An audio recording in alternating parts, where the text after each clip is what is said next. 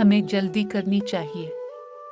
देखो धुंध अब पहले से ज्यादा करीब आ गई है। सब परिंदों ने जब दोबारा आसमान की तरफ देखा तो वाकई काली धुंध अब आहिस्ता आहिस्ता वादी के किनारे तक पहुंच रही थी।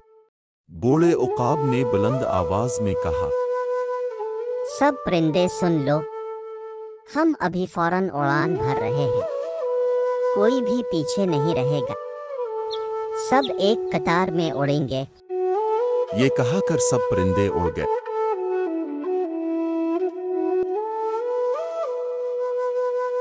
बूढ़ा उकाब और सोनो चिड़ा सबसे आगे था। तोता और टोनी चिड़िया पीछे आ रही थी।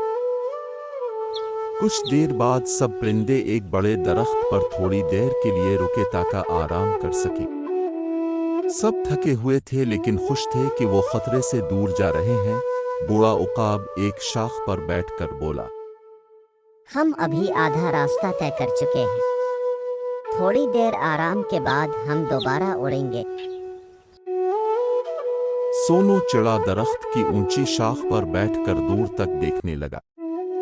उसने देखा कि काली धुंध अब पूरी वादी को ढांप चुकी है। वो वापस आकर बोला,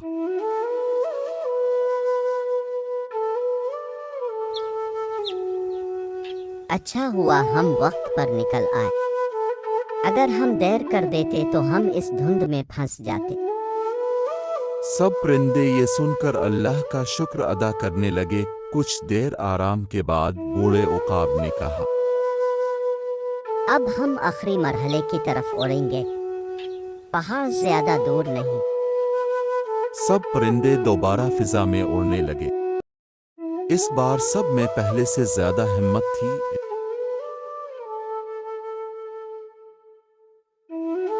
जल्द ही उन्हें दूर पहाड़ नजर आने लगे।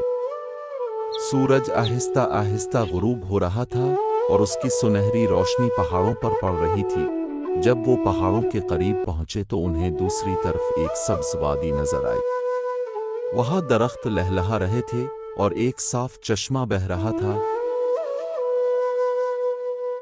सब परिंदे आहिस्ता आहिस्ता इस नई वादी में उतरने लगे। वहाँ की हवा ताज़ा थी और माहौल पुरसुकून था। जब सब परिंदे आराम से बैठ गए तो बूढ़ा उकाब बोला, आज हम सब एक बड़ी मुसीबत से बच गए हैं और उसका सबसे बड़ा एहसान सोनो चिड़ा को जाता है। अगर उसने हमें वक्त पर खबर ना दी होती तो शायद हम सब खतरे में पड़ जाते। सब परिंदों ने जोर जोर से खुशी का शोर मचाया और सोनो चिड़ा की तारीफ करने लगे। सोनो चिड़ा शर्मा कर बोला, मैंने तो सिर्फ वही किया जो मुझे सही लगा। बूढ़ा उकाब मुस्करा कर बोला, बेटा, यही असल बहादुरी होती है, जो दूसरों की फिक्र करे वही सबसे बड़ा होता है। इस दिन के बाद सब परिंदे सोनो चिड़ा की बहुत इज्जत करने लगे।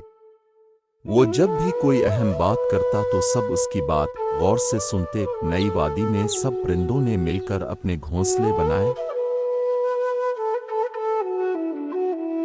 और खुशी खुशी रहने लगे। वो हमेशा एक दूसरे की मदद करते और इस दिन को कभी नहीं भूलते जब उन्होंने मिलकर खतरे का मुकाबला किया था। इस कहानी से हमें ये सबक मिलता है, जो सिर्फ अपनी फिक्र नहीं करता बल्कि दूसरों की हिफाजत और भलाई के बारे में भी सोचता।